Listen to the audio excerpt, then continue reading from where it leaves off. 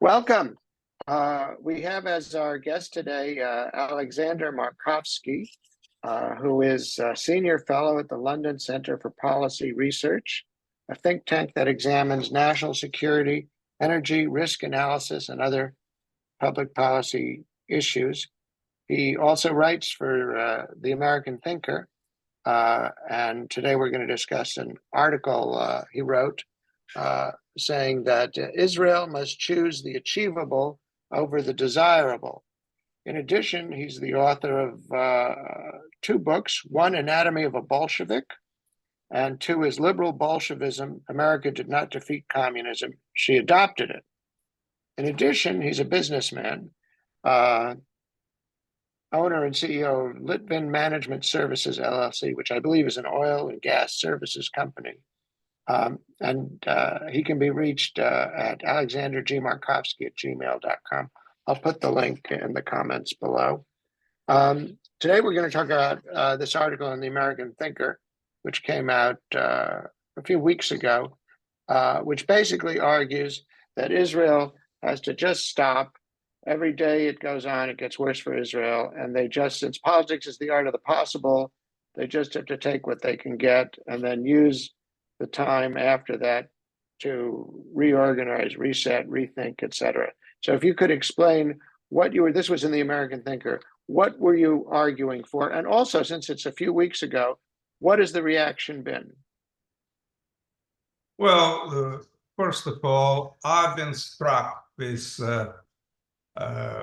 Defense Minister of Gallant, Israeli Defense Minister, who visited one of the air bases, and he made a speech in which he said, we are obligated to eliminate Hamas and also return hostages. So my argument is that, well, first, it was kind of a political speech. He never outlined a strategy, how he wanted to do it.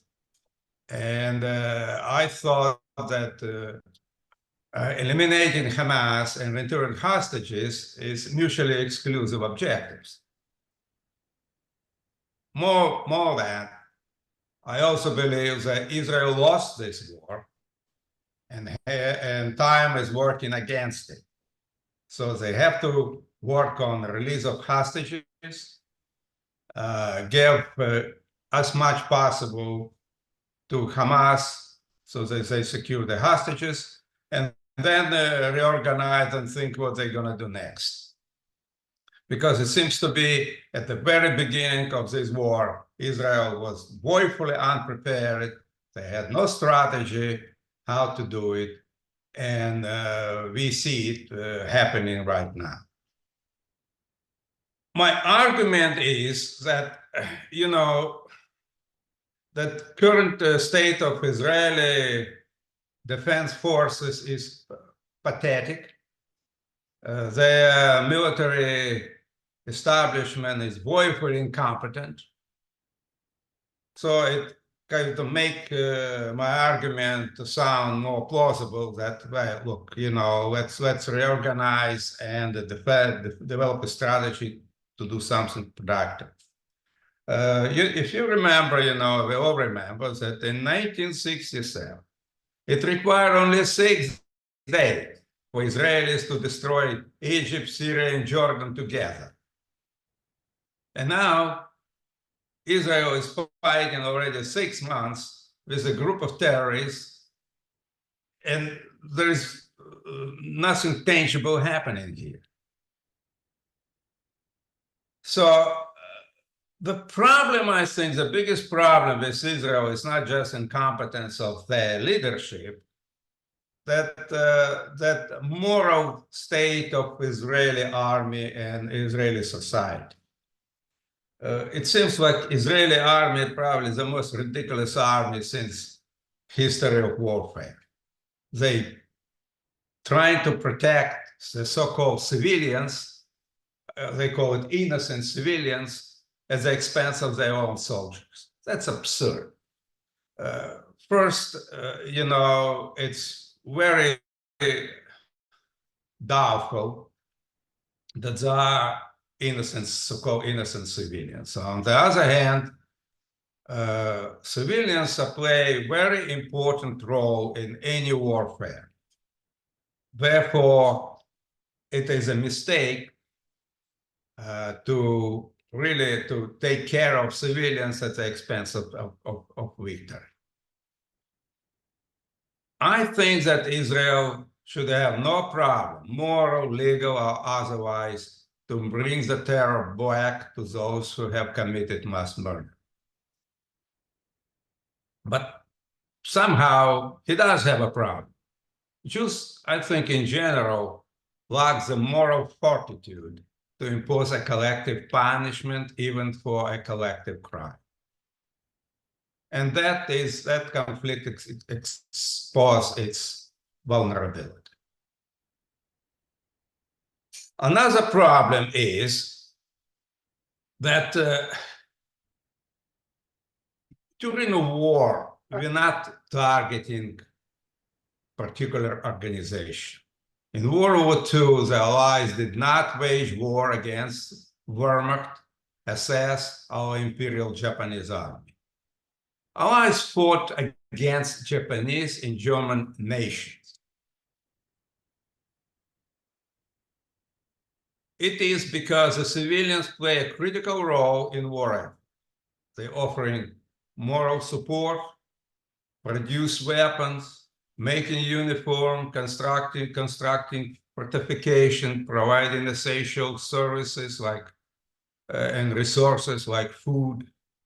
So in the case of Palestinians, they're also accomplices, holding and subjugating Israeli hostages and torture them within their homes. They're willingly putting themselves in a harm's way, acting like human shield for the terrorists. Hence, the term Hamas essentially refers to all Palestinians and vice versa.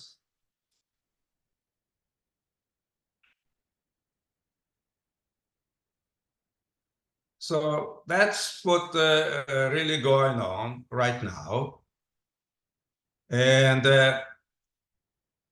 because Israel, it takes so long time for Israel to bring this war to a logical conclusion, you know, the world community organized against Israel. There is no backing from the United States. As a matter of fact, now the United States support Hamas, provides them with what they call it, humanitarian aid. So I tell you what, the food, weapon, and fuel is coming to Hamas, so they can fight this war forever. And they cannot fight, you know, Hamas and the United States. United States is committed to two-state solution. So they will try to save Hamas whatever the cost. Therefore, the sooner we finish this, the better. And most important thing is to get the hostages back. Because as long as they have the hostages, they have some, I would say, at this point, the hostages are the Hamas insurance policy. As long as they have the hostages, you can't really destroy Hamas. What can happen at worst case scenario, what if Hamas start killing the hostages and put it on YouTube? Then Israel really will have a big problem. So I would suggest, look, you know, just work out some kind of deal,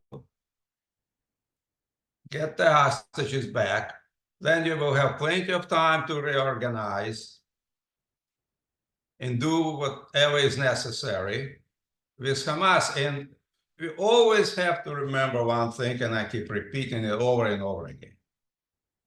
The terror can be conquered only with greater terror. If you're not capable of doing it, then you probably will suffer a terrorist attack for a very, very long time.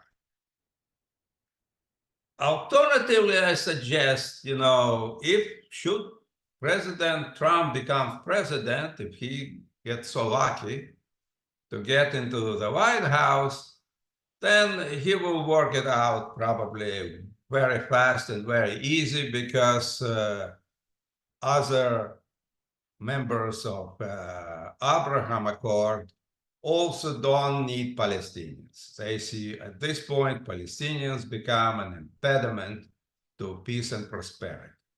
So the solution could be found, they can get Palestinians, disperse Palestinians among Arab countries. And if that happens, Hamas will be finished because the Arab know who members of Hamas are and they will take care. So that when one way or the other, Hamas will inevitably reach its expiration date, but today is not the day. That's was my opinion.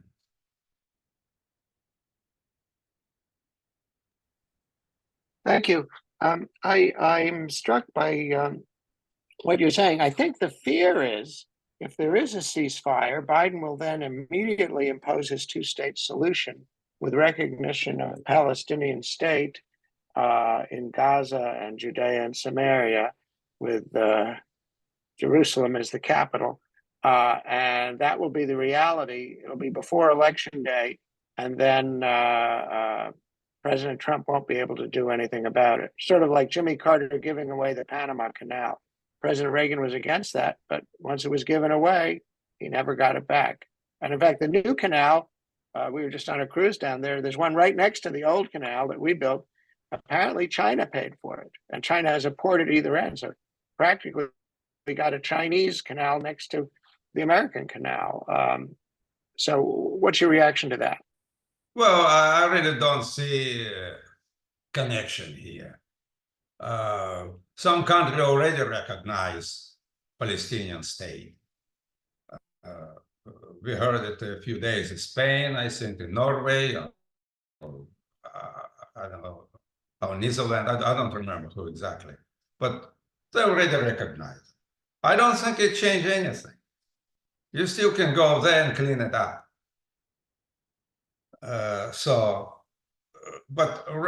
But it doesn't solve the problem right now. If you cannot impose horror on these people, you can't win. So you will only lose in their own soldiers. And again, I want to emphasize, I think, in my view, the most important objective at this time is to get the hostages back. And you can't get the hostages back as long as you conduct, as long as there are some hostilities going. Let me take the other side of that. There are people in Israel, I think, including the prime minister, who argue they only got the hostages back because they attacked. And I don't know what they got, 30, 40. They got some number of hostages back, maybe more. And that if they never attacked, they would have held on to them like the Iranian hostage crisis, where they were held until Reagan came in. Well, if they attacked properly, at least if they didn't have hostages, they would finish Hamas. But at this point, that takes too long, and the opposition to Israel is growing all over the world. It's not accomplishing anything. They're not accomplishing anything. So your view basically is that Israel is too weak, especially without the support of the United States, and cannot impose its will. And because it can't do anything, it should just stop and have a ceasefire. And then probably they'll have an election. And then the new government. I didn't say you have to. Okay, go ahead. I'm sorry. Well, I'm just running this out. I mean, it may be wrong, but the theory is they stop, they have a ceasefire, they have an election, Netanyahu's out, the new government comes in, maybe led by Gantz, they make a deal, two-state solution, they recognize Palestine, a signing ceremony, handshakes on the White House lawn, like with Oslo. Biden gets the Nobel Peace Prize, and then he wins the election. You don't think that's realistic? Well, as Napoleon said once, people deserve the government they have. If Israel kick Netanyahu out, they deserve it. It's that simple. We cannot do anything about it. It's Israelis' decision. It's a democratic country. They do what they want. That's simple. Or that complicated. Depends how you look at it. If they are incapable to unite around their prime minister, then they have a serious problem. When they have within their party people who try to kick Netanyahu out, it's a situation reminiscent with Donald Trump, well, then they deserve, then to be it. You mentioned Oslo Accord, and I can relate to it. Yes, if they didn't bring Palestinians from Tunisia, nothing would happen here. But that was Israel's decision to bring them in, and now they have a problem with it. Well, maybe if they kick Netanyahu, they will have an even bigger problem, but it's their decision. So your view at this point is just let the chips fall where they may, and basically God or fate will decide what comes. Because there's another scenario where, of course, President Trump can't become president because he's going to be in jail. So that's totally a different issue. Well, no, because your first my president, your optimistic scenario was President Trump could come in and solve all of this very quickly. But if Trump's in jail, then that option isn't on the table. So Biden will be there. Of course not. Of course not. My point was, if they cannot solve this problem themselves, Donald Trump may be able to solve it for them. But yes, of course, if he is not the president, then it's their destiny. It's Israeli destiny. If they cannot solve themselves, well, God help them. Let me ask one other question, especially since you come from Russia. We emailed before talking about this, and you said Russia and China are irrelevant. They're losers. I had always wondered if Russia might have some influence. That at one point they were actually or seemingly more pro-Israel than they are now.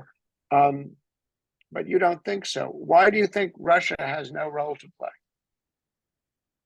Well, Russia didn't want a role to play because of war in Ukraine. Russia needed help from Iran. Furthermore, Israel started helping Ukrainians. That puzzles me, but whatever. So there is no national interest in Moscow to tie themselves with Israel. They need Iran a lot more than Israel. Israel is on the other side of the barricade in this Ukrainian war. I see. So and you don't see any chance for détente in the near future there. All right. Well, that's a rather grim scenario, but your basic theory is Israel holds a losing hand right now, so might as well stop. Is that correct? Yeah, that's correct. They have to stop it because it goes nowhere, and make situation for Israel worse every day. As I said, it was a result of their incompetence. First of all, military incompetence. First of all, well, I give you a good example. Look, we talk about floating the tunnels, a few months ago, I don't know. They haven't done it. Why they haven't floated the tunnels? That's easy. And there is no explanation for it. They started it and then stopped. That's the first thing they should do. I also raised the question a number of times, how come the Israeli intelligence didn't know that Hamas was building tunnels? Wasn't the Israel supplies them with concrete and rebars at least? Because nobody else could do it. So they should know that something going on. Why thus far they don't have drawings or plans of those tunnels? They're easy to get. How come they don't have it? So it seems all incompetence of deliberate attempt to sabotage this war, blame Netanyahu, and hopefully kick him out. Some people are a lot more concerned with power than the destiny of Israel. Again, it's Israel's problem.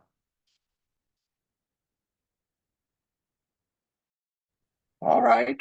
Well, I think that's a rather grim prognosis, but being a Russian, I think you're pessimistic naturally. We Americans are always looking for the happy ending. But when was the happy ending last time? In Iraq, in Afghanistan, maybe in Syria or Libya? Where was that happy ending? And now we're facing a catastrophe in Ukraine. So what a happy ending? Only in Hollywood movies. Well, we had the end of the Cold War, and when the wall came down, everything looked like it was going to get better and better, didn't it? I mean, people were celebrating, and that seemed pretty good, right? But the United States has very little to do with that victory. Okay, but still, it was a happy But still ending. a victory, absolutely. I agree with you. It was a huge victory. Berlin Wall collapsed, and we really, all of us, looking to the bright future. But that is another topic, and yeah, okay. I mean, I'm just saying, at the moment, I mean, maybe it's the same. Everything looks very dark right now, but maybe it'll be better. Just like things look very bright and they got worse, because sometimes the unexpected happens. Margaret Thatcher said in politics, the unexpected always happens. So we can't predict 100%, I don't think. So we have to have some hope for some miracle. All right. Well, with that rounded up, just to summarize, if you want to summarize in a short couple of sentences, your advice, if you were talking as an advisor to Prime Minister Netanyahu, what would you tell him to do right now? Well, I don't think Netanyahu needs an advisor. I think he's a very shrewd politician. He's probably one of the most experienced politicians in the world. And I'm sure he does what he can for the glory of Israel. I don't think he needs my advice. I'm pretty sure he does everything he can under the circumstance. All right. Well, thank you very much for that analysis. And we may come back another time to talk about Ukraine. And we'll see in the coming weeks and months what develops. And thank you, Alexander Markovsky. And as I said, I will put the contact information and the link to American Thinker where this article appeared in the comments below. Thank you. Thank you.